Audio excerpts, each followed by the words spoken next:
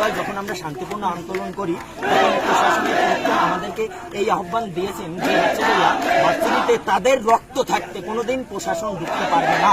সেখানে ভার্সিটিতে প্রশাসন আমাদের রক্তের উপর দিয়ে গেছে, তখন তারা বের হয়ে গেছে, তার কোনো প্রতিবাদ প্রশাসন জানায় নাই এবং আজকে আমাদেরকে আমাদের বিশ্ববিদ্যালয়ে ঢুকতে দিচ্ছে না তারা। আর তারই প্রেক্ষিতে আমরা শান্তিপূর্ণ আন্দোলন করতে বিক্ষোভ দেখছি এই আন্তর্জাতিক বিশ্ববিদ্যালয়ের মেইন গেটের সামনে। কিন্তু প্রশাসন দেখেন ঠিক কোনো একসঙ্গে দাঁড়াইছে, দেখেন একবারে একসঙ্গে দাঁড়াইছে, নিয়ে আসছে। আমরা শান্তিপূর্ণ আন্দোলন করছি, দেখেন গাড়ি নিয়ে আসছে, দেখেন তারা গাড়ি নিয়ে আমাদের থেকে সংখ্যায় তারাই বেশি।